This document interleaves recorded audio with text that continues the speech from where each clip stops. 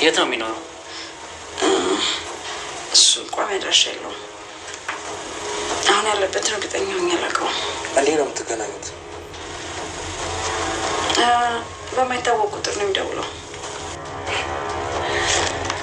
ጭራሽ ስላረጋችሁት ወንጀል መስራት ለእናንተ ስራ ነው? ሂሩት ወንዲፍራውና ሀያት ከበደ ሰላም ሰላም፣ ውድ ቤተሰቦች ደህና ናችሁ? እግዚአብሔር ይመስገን ናችሁ። የአዳም ድራማ ክፍል 68 ተለቋል። ላይክ ያደረጋችሁ ገብታችሁ በቅንነት ማለት ነው።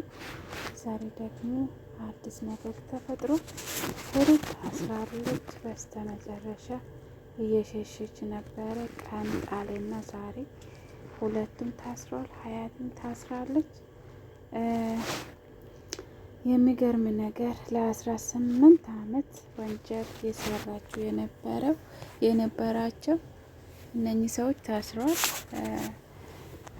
እስከ 18 ዓመት ሙሉ ስንት ህይወትን አጥፍታለች ሂሩት። የስንት ህይወት አበላሽታለች። ህፃንን እያገተች፣ ሰውን እያገደለች፣ እንደገና ደግሞ ህፃናቶችን እያገተች፣ ትልቅ ሰውም እያገተች፣ እንደገና ደግሞ የራሳቸውን ሆስፒታል ለብቻቸው መስርቶ ማለት ነው በግል እየሰሩ ነው ይሄ ወንጀል። እና ሂሩት ግን ሁለተኛ አለቃ ናት። አንደኛ አለቃ ሳምቦስ ይባላል። እሱ አድራሻውም አይታወቅም። የእሱ ስልክም ተቀያይሮ ስለሚደውል ማንም ሰው ሊያዝ አይችልም።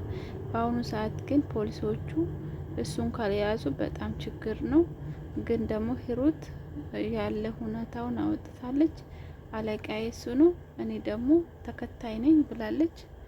ደግሞ የሰውን ህይወት ለማጥፋት አለቃና ምክትል እያሉ የሚገርም እኮ ነው።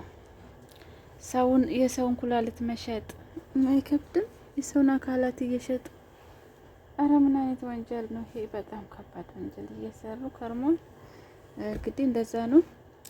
ሳምቦስማ ካልተያዘ የዋዳ ራሱ እያሰቃያት ነው። ምክንያቱም ሂሩት በየዋዳ ንብረቶች አስዛ ስንት ሚሊዮኖች ተበድራለች።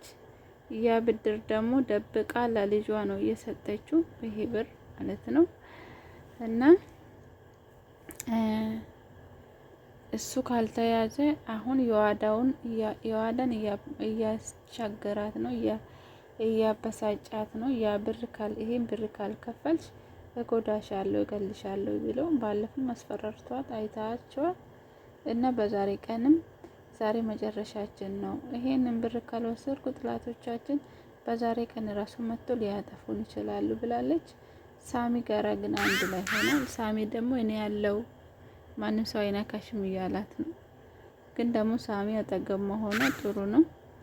ብቻ እንግዲህ ሂሩትና ሀያት በዛሬ ቀን ፍርድ ተሰጥቷል። የተሰጠ ፍርድም ያው ለ18 ዓመት ወንጀል የሰሩ የነበሩ ሰዎች ናቸው እና 25 ዓመት እና 10 ሚሊዮን ቅጣት ነው የተሰጠው። ይሄ ራሱ ያንሳቸዋል። የስንት ሰው ህይወት ቀጥፏል። ሩቅ ሳንል የዋዳ ራሱ እናቷ ያጣችው በሂሩት ምክንያት። እንደገና ደግሞ የራሷን ህይወት አታ ነበር። ፈጣሪ ረድቷት ነው የዳነችው እንጂ አሳብዳ ነበር። እና ሀያት ግን ታሳዝናለች በችግሯ። ይሄ ጨለማ ውስጥ ገብታ ዛሬ በኃጢአት ተጨማልቃ የሂሩት ሰራተኛ ሆና ወንጀለኛ ሆና 25 ዓመት ተስራለች። ሳሚም እንግዲህ ሄዶ እናቱን ጠይቃታል። ይቅር በይለኝ እያለች ነው ሀያት። እሱም እኔ ቅርብ እየሻለው ችግር የለም እኔ አልቀየምሽም፣ በየቀኑ እየመጣው አይሻለው እያላት ነው።